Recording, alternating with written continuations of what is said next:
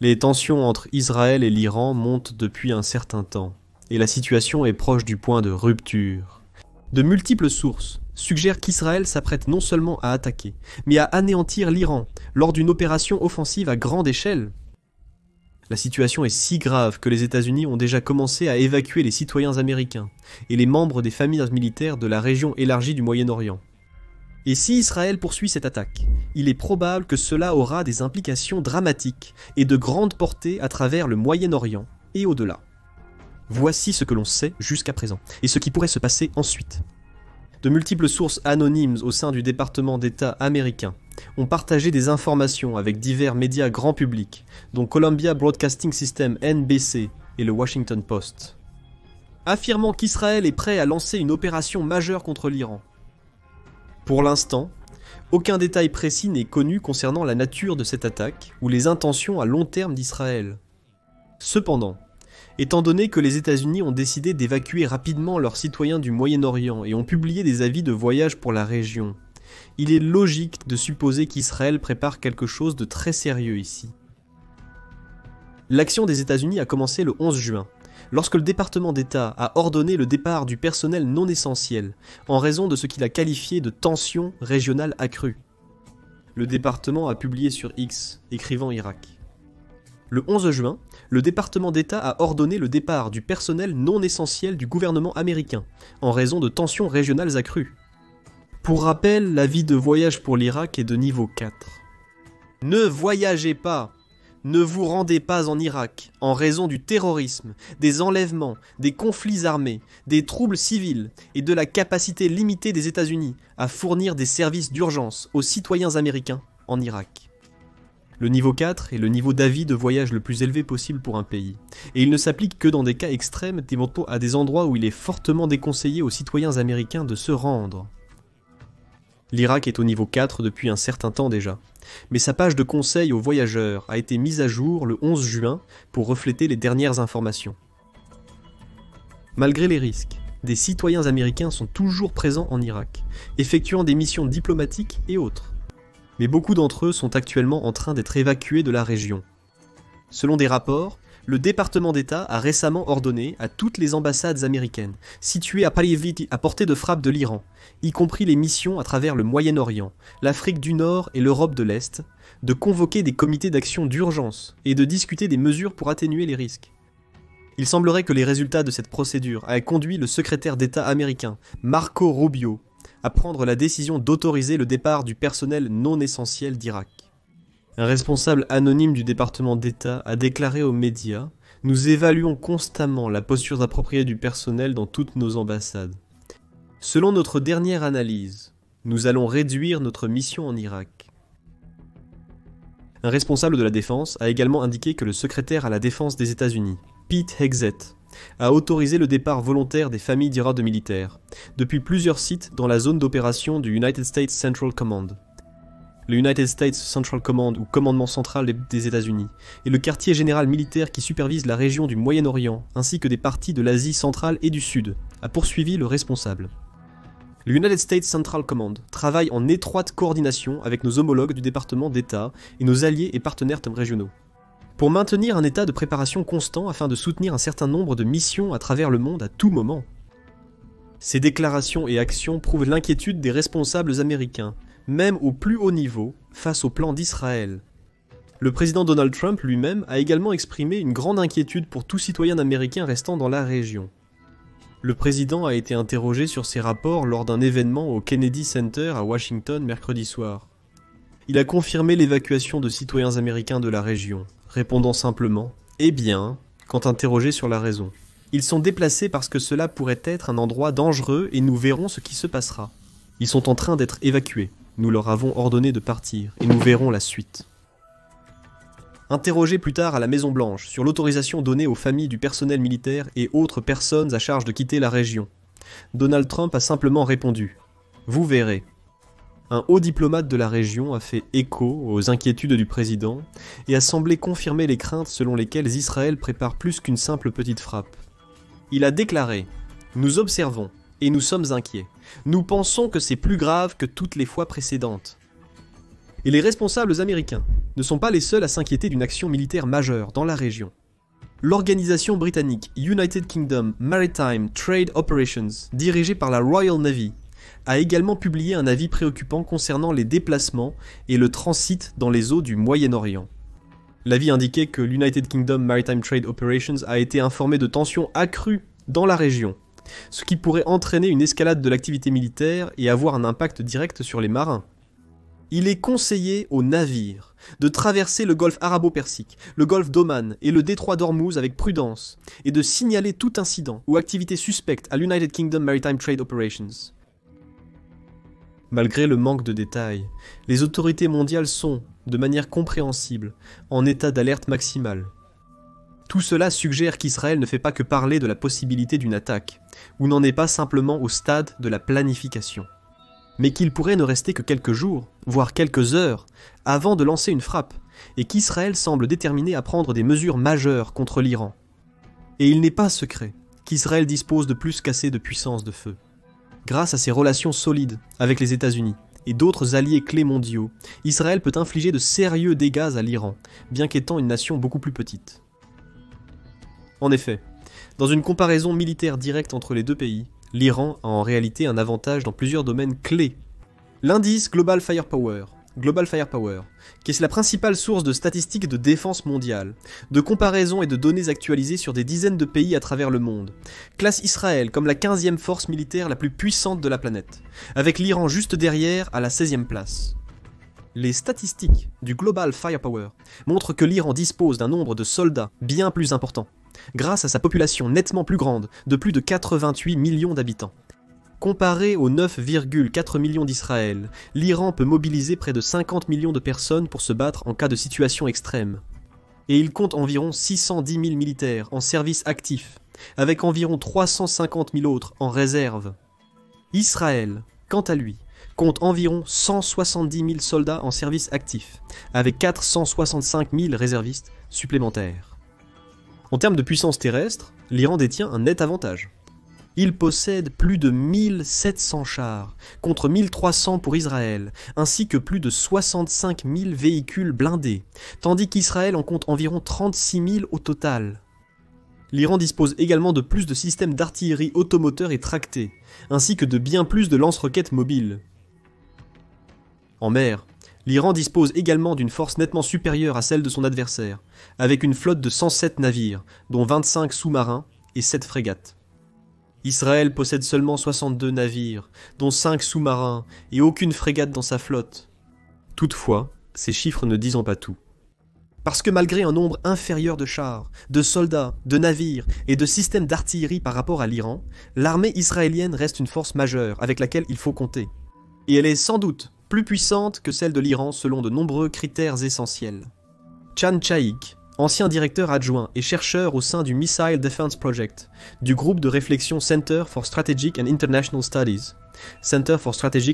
Studies, à Washington, a expliqué qu'Israël dispose certainement d'une technologie militaire plus sophistiquée que l'Iran. Ils possèdent les avions les plus récents, équipés d'armements modernes. Leurs défenses aériennes sont clairement efficaces. Mais, peut-être plus important encore, Israël a aussi de puissants partenaires, à savoir les États-Unis, mais aussi ceux en Europe et au Moyen-Orient. Et si l'on regarde de plus près le type d'équipement utilisé par chaque pays, il y a de nombreux exemples de cela. Par exemple, les forces aériennes de l'Iran et d'Israël sont très différentes. Israël possède l'une des forces aériennes les plus avancées de la planète, avec accès à certains des avions de chasse les plus rapides, furtifs et mortels au monde. Il possède des centaines de chasseurs américains F-15, F-16 et F-35.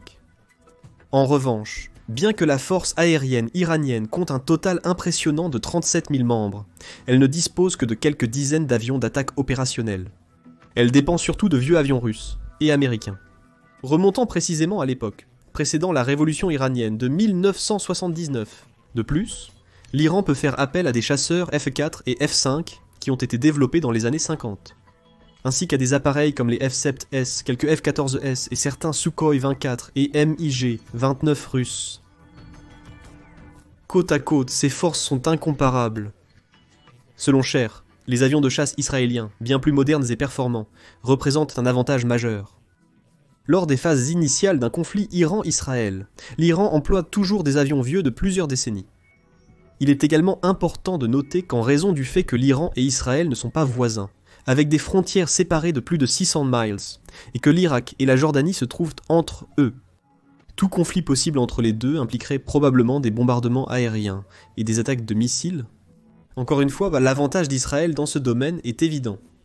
Il détient l'un des arsenaux de missiles les plus avancés technologiquement de toute la région du Moyen-Orient, ainsi que le célèbre système de défense aérienne Dôme de Fer, l'un des plus avancés au monde.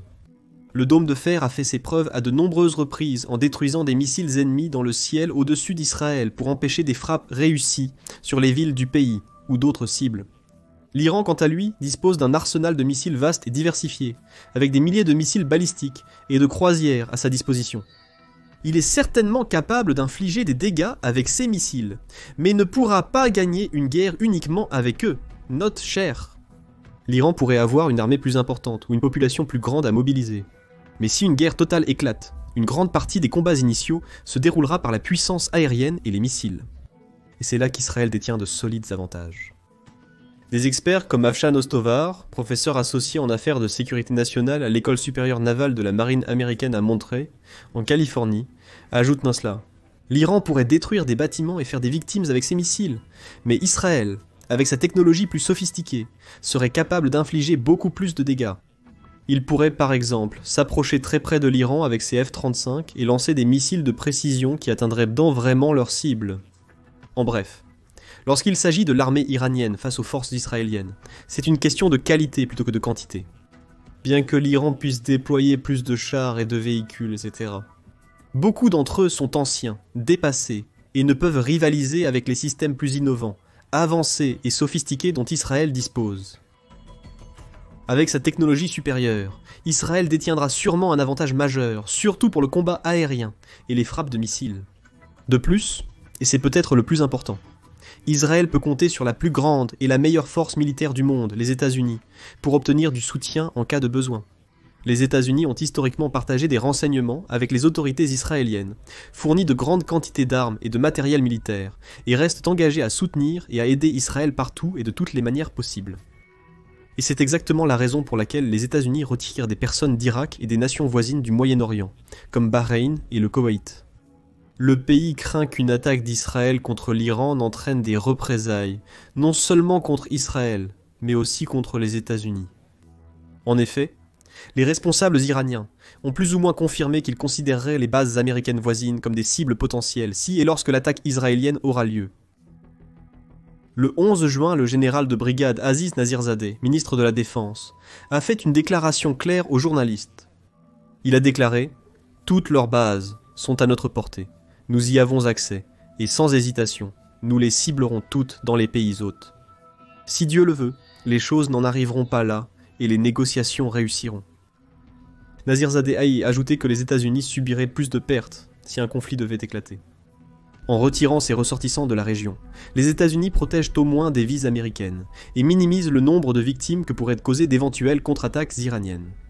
Mais l'Iran pourrait tout de même choisir de frapper des bases américaines et d'autres institutions appartenant ou exploitées par les États-Unis dans toute la région, ce qui pourrait déclencher une guerre beaucoup plus vaste, avec la possibilité d'une intervention américaine, et des troupes américaines combattant aux côtés de l'armée israélienne contre l'Iran dans les semaines et les mois à venir.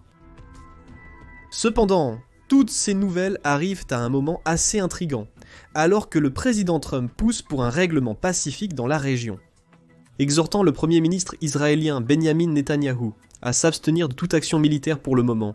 L'administration Trump a également mené des discussions répétées avec les dirigeants iraniens dans le but d'encourager le pays à réduire ou à cesser son programme nucléaire. Par crainte que l'Iran ne développe secrètement des armes nucléaires, il était compréhensible que l'idée de l'Iran en tant que puissance nucléaire inquiète Israël et de nombreux autres pays dans le monde, y compris les États-Unis. Avec son propre arsenal nucléaire, l'Iran gagnerait un pouvoir et une influence énorme sur la scène mondiale. La Corée du Nord rejoint ainsi le club restreint des pays dotés de l'arme nucléaire. Comme les États-Unis, le Royaume-Uni, la France, la Russie et l'Inde, il est impossible de savoir si, Où et comment l'Iran pourrait décider d'utiliser ses armes, mais il pourrait facilement s'appuyer sur elles pour affirmer sa domination dans le Golfe Persique et dans la région du Moyen-Orient au sens large, élargissant peut-être son territoire et intensifiant potentiellement son conflit de longue date avec Israël d'une manière sans précédent. Ainsi, Israël a œuvré sans cesse au cours des années pour retarder et entraver le programme nucléaire iranien, avec l'aide significative des États-Unis. Depuis son entrée en fonction, le président Trump semble avoir fait de l'arrêt du développement nucléaire iranien une priorité, par tous les moyens. Plus tôt cette année, il a imposé à l'Iran une date limite ferme pour négocier et conclure un accord sur son programme nucléaire, allant même jusqu'à menacer de bombarder le pays et de détruire ses installations nucléaires par la force si l'Iran ne se conformait pas. En mars, le président a déclaré que s'il ne parvenait pas à un accord, il y aurait des bombardements d'une ampleur inédite. Cependant, depuis lors, plusieurs séries de négociations avec des résultats mitigés ont eu lieu. Parfois, il semblait qu'il y avait des progrès. En avril, par exemple, Donald Trump a déclaré aux journalistes « Je pense que nous avançons très bien sur un accord avec l'Iran. Mais celui-là, nous faisons beaucoup de choses, je dois le dire, mais celui-là est bien engagé. Nous pourrions prendre une très très bonne décision et beaucoup de vies seront sauvées. » En mai aussi, le président a dit qu'il avait tendu une branche d'olivier à l'Iran. Il semblait optimiste quant à un avenir pacifique pour le pays et le Moyen-Orient en général, déclarant « Comme je l'ai montré à plusieurs reprises, je suis prêt à mettre fin aux conflits passés et à forger de nouveaux partenariats pour un monde meilleur et plus stable. » Même si nos différences peuvent être très profondes, ce qui est évidemment le cas. Dans le cas de l'Iran, je veux conclure un accord avec l'Iran. Si je peux conclure un accord avec l'Iran, je serai très heureux. Si nous pouvons rendre votre région et le monde plus sûrs. Mais si les dirigeants iraniens rejettent dans cette branche d'olivier et continuent d'attaquer leurs voisins, alors nous n'aurons pas d'autre choix que d'exercer une pression massive et maximale. Malheureusement, ces derniers temps, le ton de Trump semble plus négatif, laissant entendre que les discussions n'aboutissent pas à la bonne conclusion. Lors d'une interview dans le podcast Pod Force One, le mercredi 11 juin, Trump a été interrogé sur sa capacité à convaincre l'Iran de mettre fin à son programme nucléaire. Il a répondu « Je suis de moins en moins confiant à ce sujet. Il semble retarder les choses. Et je pense que c'est dommage, mais Je suis moins confiant maintenant que je ne l'étais il y a quelques mois. Mais je suis beaucoup moins confiant. » Le président a été clair. L'Iran n'aura pas d'armes nucléaires, et il a exprimé sa préférence sur la façon d'atteindre cet objectif. Ce serait mieux de le faire sans guerre, sans que des gens meurent. Ce serait tellement mieux de le faire. Mais je ne pense pas avoir le même niveau d'enthousiasme de leur part pour conclure un accord. Malgré les affirmations du président et les prétendus plans d'attaque d'Israël, les discussions entre les États-Unis et l'Iran doivent se poursuivre. La 6e série de discussions se tiendra ce week-end à Oman. Dimanche, le négociateur américain Steve Witkoff rencontrera le ministre iranien des Affaires étrangères, Abbas Araghchi. Les responsables affirment que les discussions auront bien lieu, mais certaines sources internes suggèrent qu'elles pourraient être annulées, en fonction de ce qui se passera dans les prochains jours. Même si les discussions ont lieu, il semble qu'il reste encore du chemin à parcourir avant qu'un accord ne soit conclu. Des rapports révèlent que les États-Unis ont proposé un accord intérimaire à l'Iran la semaine dernière, espérant ouvrir la voie à un accord à long terme qui conviendrait aux deux parties. Cependant, l'Iran a rejeté bruyamment les termes de l'accord, le guide suprême du pays, l'ayatollah Ali Khamenei, déclarant que cela contredit notre principe de puissance, à 100%, et en jurant de continuer à enrichir l'uranium et à poursuivre son programme nucléaire. Un rapport récent de l'Agence internationale de l'énergie atomique estime que l'Iran a enrichi près de 900 livres d'uranium, jusqu'à une pureté de 60%, ce qui est très proche du niveau d'enrichissement de 90%, que le pays aurait besoin d'atteindre pour fabriquer sa propre arme nucléaire. Le secrétaire à la défense américain, Pete Hegseth, a semblé confirmer les conclusions du rapport dans une déclaration récente, notant qu'il y a de nombreux signes indiquant qu'il se rapproche de quelque chose qui ressemblerait beaucoup à une arme nucléaire. Les États-Unis, Israël et l'Iran semblent être dans une impasse. Malgré les efforts des États-Unis, l'Iran poursuit ses projets nucléaires et est désormais dangereusement proche d'obtenir ses propres armes nucléaires. Les États-Unis et Israël ne se sont pas vus accorder cela, et il semble qu'Israël ne croit plus qu'un accord pacifique puisse être atteint uniquement par des paroles. Pour Israël, une action militaire majeure semble maintenant être la seule option. La seule question qui subsiste est quand le pays choisira-t-il de frapper? Alors que les Américains quidotent la région, le monde attend l'attaque d'Israël, se demandant quels dégâts seront infligés. Maintenant, découvrez pourquoi et comment l'armée iranienne n'est pas aussi puissante qu'elle en a l'air grâce à notre guide vidéo approfondi, ou consultez notre analyse heure par heure de la façon dont un bombardement américain sur les installations nucléaires iraniennes pourrait se dérouler. Et n'oubliez pas de vous abonner à notre chaîne d'information de confiance pour recevoir plus de mises à jour sur cette histoire au fur et à mesure qu'elles surviennent.